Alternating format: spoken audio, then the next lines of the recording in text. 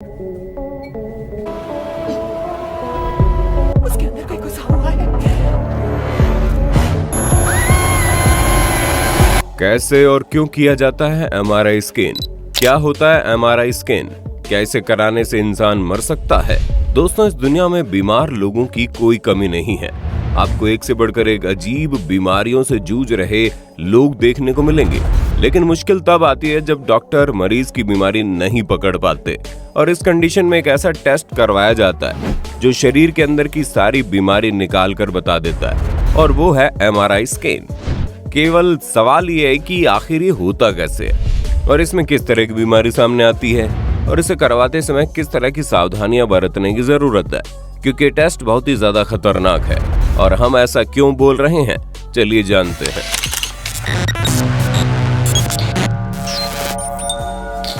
यहाँ पर सबसे पहला सवाल ये आता है कि एमआरआई स्कैन आखिर होता क्या है। अगर साफ शब्दों में कहा जाए तो उसका full form magnetic resonance imaging होता है, जिसे चुंबकीय अनुनाद इमेजिंग भी कहा जाता है, जिसका प्रोसेस वाकई में बहुत इंटरेस्टिंग है, क्योंकि एमआरआई टेस्ट में कंप्यूटर ताकतवर चुंबक और रेडियो वेव्स का इस्तेमाल करके शरीर के अंदरूनी हिस्सों की तस्वीरें लेता है। और ये पूरा काम बहुत ही बारीकी से होता है, जहां एमआरआई स्कैन से आपके शरीर में मौजूद हाइड्रोजन प्रोटॉन के जरिए तस्वीरें निकालती है। अब ये तो आप अच्छे तरीके से जानते हैं कि हम इंसानों के शरीर में लगभग 70% पानी ही मौजूद होता है। इसलिए एमआरआई स्कैन की रेडियो वेव्स जब हाइड्रोजन के संपर्क में आती है तो वहां पर एक इमेज बनती है, जिसकी मदद से शरीर की परेशानियों का पता लगाया जाता है।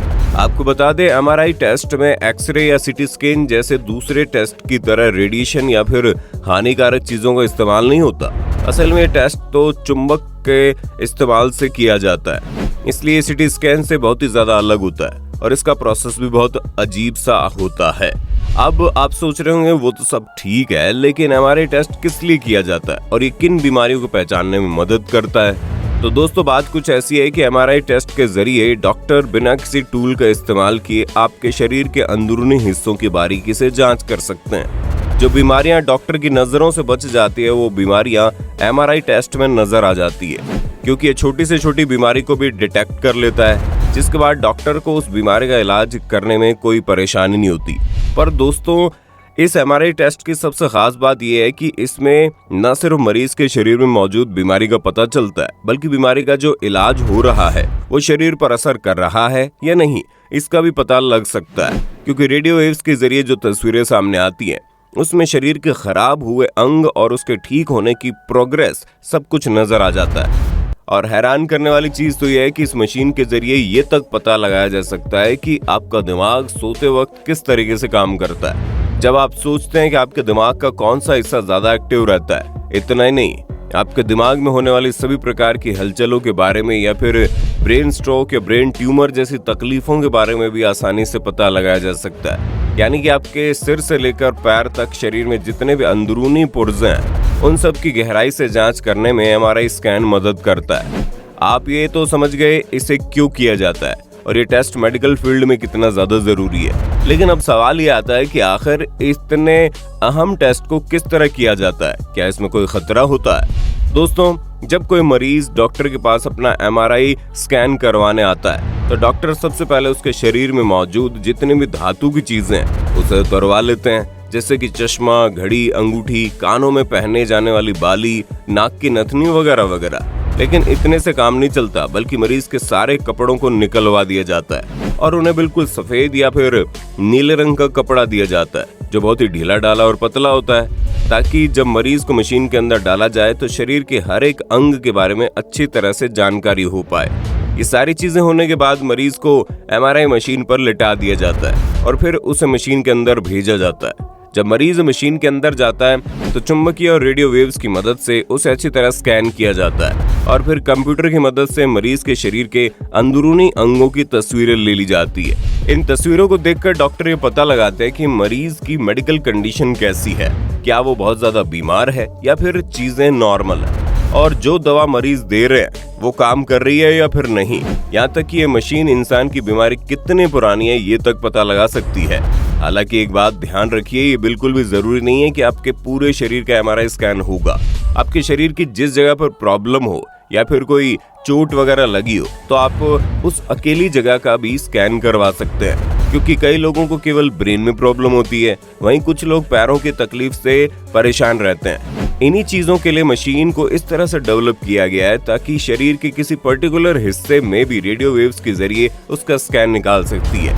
अब इसका प्रोसेस तो अच्छी तरह समझ गए हो आप। आइए अब समझ लेते हैं इसके उपयोग क्या क्या हैं।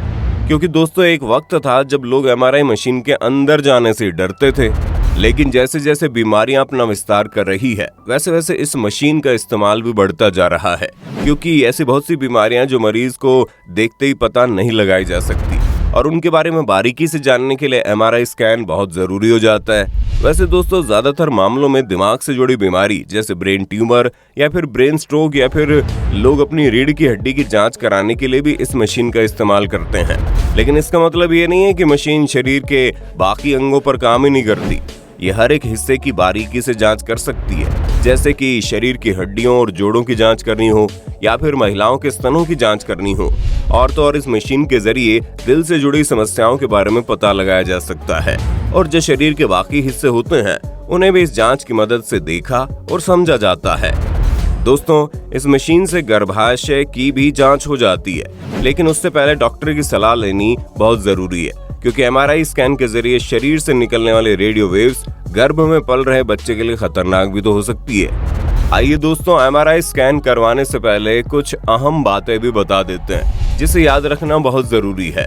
वैसे तो भगवान ना करे आपको ये दिन देखना पड़े और आप कभी बीमार हो, लेकिन दोस्तों वक्त बदलते देर नहीं लगती। इसलिए अगर कभी बदकिस्मती से आपको एमआरआई स्कैन करवाना पड़ गया तो इस बात का ध्यान रखें आपके कान, दांत और हड्डी में या फिर कभी एक्सीडेंट के समय आपके शरीर में किसी भी हिस्से में कोई धातु या लोहे की चीज का इस्तेमाल हुआ है तो आप स्कैन करवाने से पहले डॉक्टर को पूरी जानकारी दे दें, क्योंकि कई बार लोगों के एक्सीडेंट हो जाते हैं जिसकी वजह से उनके हाथ पैरों में सरिये लगा दिए जाते हैं। अगर ऐसी सिचुएशन है तो डॉक्टर को जरूर बताइए। अगर आप पहले से किसी दवाई का सेवन कर रहे हैं या सर्जरी करवा रखी है तो उसकी भी जानकारी डॉक्टर को अवश्य दें।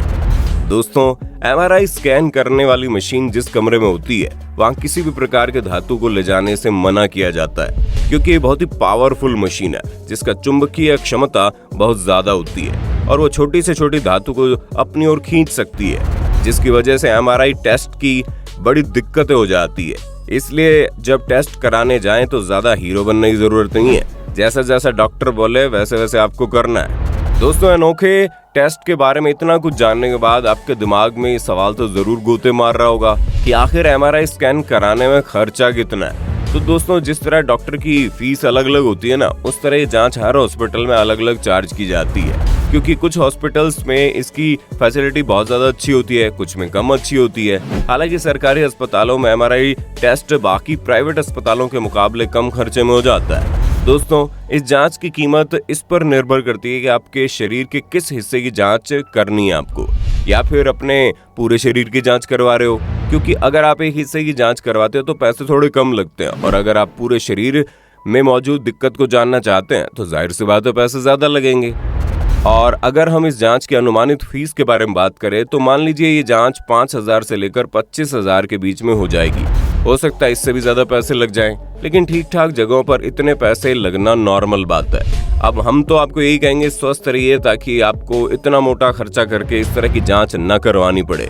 बाकी आपका इन सब के बारे में क्या कहना है कमेंट बॉक्स में बताइए और ऐसी वीडियोस को देखते रहने के लिए चैनल को सब्सक्राइब करना बिल्कुल ना भूलें। धन्यवाद। दोस्तों आपकी स्क्रीन पे 2 और वीडियोस दिख रही हैं, जिसे देखने के लिए आप इस स्क्रीन पर क्लिक करें। दोनों देखिएगा, बहुत अच्छी वीडियो बनी है।